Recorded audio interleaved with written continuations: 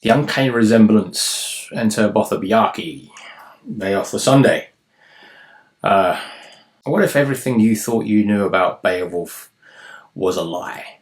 What if the greatest hero of Old English literature wasn't actually all that original? Today, we're diving into one of the most provocative ideas in Beowulf studies, that the legendary monster slayer might actually be a literary amalgamation stitched together from older forgotten heroes from ancient Nordic sagas. This isn't about tearing them down, it's about understanding how legends are truly made. By the end of this video, you'll see Beowulf not as a static myth, but as a living, breathing story that evolved over the centuries. More fascinating than any textbook.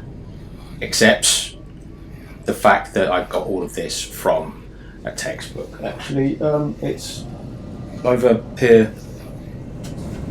That one. I thought it was over there, but no, it's over there.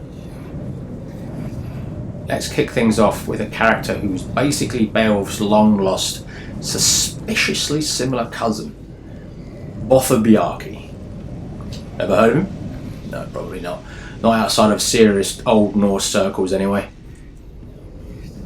Bjarki is a hero from a saga of Rolf Krake, and the parallels with Beowulf are so striking they make you wonder if someone just copied their homework. Bjarki is from Gotland. Sound familiar? That's right. The Geats, Beowulf's people. He travelled to the Danish court of Ligier, which, in the sagas, is a dead ringer for Heros. In fact, Rolf Krake's uncle, Hror, is a dead ringer for Hrothgar. So there's that. What does he find? A court terrorised by a monstrous beast. A winged beast, no less, impervious to iron. Exactly like Grendel and his mother. And what's Bjarki's reaction? He's scornful of the Danes for being useless at defending themselves. Classic Beowulf. This isn't just a coincidence, it's a pattern. But it gets even better. During the fight itself, Bjarki struggles to draw his sword, just like Beowulf with the giant sword when he's fighting Grendel's mother. But it gets weird. He forces a timid guy named Hut, who's usually the butt of everyone's jokes, to drink the monster's blood. Yeah, it's kind of gross. But after this delightful refreshment, Hut transforms into a valiant warrior. They then prop up the dead monster's body, and Hut, armed with Rolf's sword, Golden Hjalti, which basically means a golden hilt, slays it for everyone to see. It's around this time we get a name change from Hut to Hjalti. Okay. Remember what Beowulf brings back to Heorot after killing Grendel's mother and decapitating Grendel? Yeah, the remnants of a giant sword with a golden hilt. A weapon forged by giants, Bjarki's tale features a golden hilted sword, and Beowulf's epic climax involves a golden hilted sword. The connection is too obvious to ignore. This isn't some fringe theory, it's scholars looking at these texts side by side. So, what do you think? Is Bjarki just Beowulf wearing a silly hat, or is there something deeper going on? Now, these parallels don't stop with Bjarki. The whole schema of these stories just keeps cropping up. Think about it. The two beasts. Our hero always fights two monsters, one male, one female. Beowulf fights Grendel and Grendel's mother. In some Bjarki variations, he fights a man-eating she-wolf, then a grey bear, which Hjalti finishes off after drinking the whole drinking the blood thing. Even Grettir the Strong, another Icelandic saga hero from the previous video, fights a female, then a male beast, the second often requiring a magic sword. A foreign saviour, a powerful northern court is under attack by a monster. Who shows up to save the day? A stranger from Geatland, who deals with the mess, usually alone. It's this central plot point of Beowulf Bjarki's saga, and even shades of Grettir the Strong. Political intrigue. Both the Beowulf and Bjarki narratives include a hero helping King Ornella of Sweden defeat King Aegilis in a battle on a frozen lake.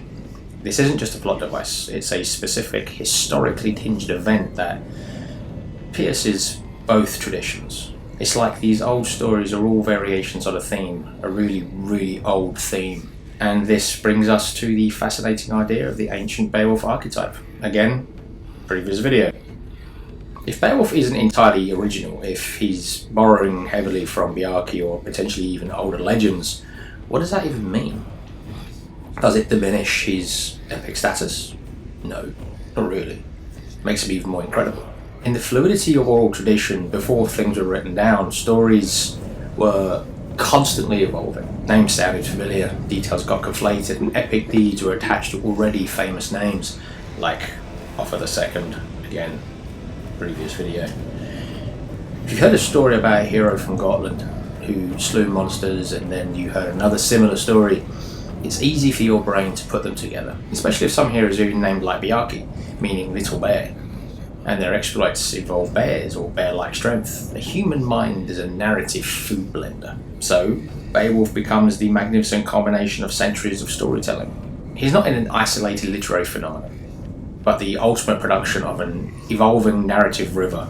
This perspective doesn't just make our understanding of Beowulf richer, it deepens our appreciation of the oral traditions. It shows us that the greatest narratives aren't always birthed in a vacuum, but continuously reshaped, retold, and redefined by human imagination. The next time you encounter the mighty Beowulf, remember that his power lies not just in his individual triumphs, but in the echoes of countless heroes who came before. Forever entwined in the golden thread of myth, a truly singular achievement on the shoulders of giants. And frankly, that's a damn sight more interesting than a hero who just sprung up fully formed into a poetic ether. The Beowulf we cherish is a dynamic narrative, forever flowing, forever changing. Understanding this doesn't diminish the epic structure, it elevates it. It reveals a hero far more complex, more fundamentally human than we dare to imagine. What other literary giants might be standing on the shoulders of forgotten heroes? The rabbit hole goes very, very deep. Anyway, the YouTube algorithm thinks you'll like this video, or this video. I think it's over there. So anyway, the YouTube algorithm thinks you'll like this video. Happy Fridays. Don't forget to subscribe if you're not subscribed. Like the video if you like the video, and I'll see you in the next one.